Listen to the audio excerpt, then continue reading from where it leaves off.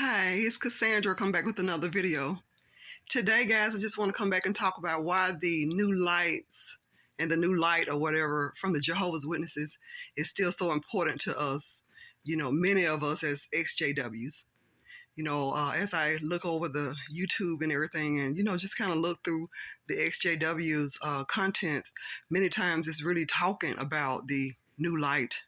They talk about the Jehovah's Witnesses quite often, some of the channels, but some of the channels are really, more relaxed and talking about other subjects. But when they release the new light, it's very, just overwhelming, the information that will come out about what they said. And the new light recently of the no turn in time, the not being having to be a Jehovah's Witness or baptized to really go into the Great Tribulation or the new system of things or whatever. And the you can grow the beards and everything. These kind of things is just like, wow, this is really shocking to people, to us. And then maybe some people who click on is like, what do they care? Are they out of it or what? But the thing is, it's still shocking to just witness being, out of a cult. We don't really realize a lot of times, we forget that that was really a real cult that we were in, and that we're just really watching to see what's going to happen to the people that's still in there. You kind of think, I know now that they said that people can not turn in time. This is going to wake a lot of people up. It didn't, and it doesn't. Oh, when it's they're telling us we can grow beards now, and they always told people they couldn't have beards, they couldn't even go up on the stage, they couldn't give their talks, they couldn't be ministerial servants, they couldn't go to Bethel. I know this is going to wake a lot of people up. No, it doesn't.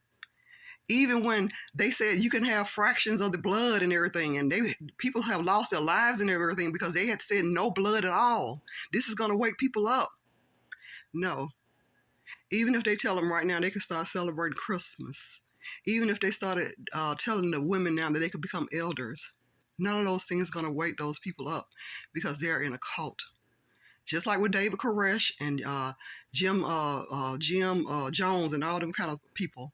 Those people had all kinds of shocking things happen before they really took the plunge of death for these cults. Many times Jim Jones would shoot things up, waking them up in the early parts of the mornings and everything, giving them all kinds of run trials and everything about when people came over there, and the people still stayed. David Koresh tell people that he can be with their wives and everything and their daughters and everything, and they still stayed. Cults are like that, and we're just kind of watching, trying to see the hostage releases. We're trying to see who's going to come out next, who's going to wake up next. But nobody can really tell somebody to leave. Something inside of them have to wake up on their own. True power, it cannot be given. It has to really be taken. You have to take your power away from all those kind of places and those kind of people. The same thing in bad marriages and everything. Women will stay. They don't care if the man abuses them, no matter what he does, what he did, or what women do to men sometimes. They stay, no matter what people around tell them. And this is what a lot of times we're really wishing and hoping that people are going to wake up. But I'm really here to just really tell you that you have to work on yourself and really move on and be in a better way to maybe help somebody if they come out. But you cannot get caught up in just really wishing for those people to change their new lights to benefit you. Oh, I really wish that they would change the shunning policy. Then I would be okay. But then they can change it back. They could do something else to tell them to do something else, and they would do it. They could tell them to go out at 4 o'clock in the morning, 2 o'clock in the morning, knocking on people's doors, and that you'll know that that's too dangerous for people to do it, but they'll be doing it. They'll get up and pack their bags and leave, and they'll still do it. Even the shunning policy will be released, but they'll do something else that's very detrimental. They could tell them to stop eating and start fasting and starve themselves, just like many cults have done, and these people will do it. So guys, my heart really goes out to the people in cults and the people who have survived cults, because we're really still shocked and everything.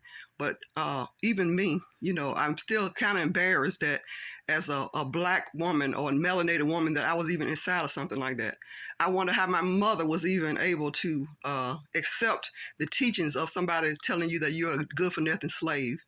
How people still was okay with 7, 8, how many white people at the top or whatever, pink people, whatever you want to call them, at the top telling you all the information that you have to do in your life, and you just say okay, and you check your head and you say yes.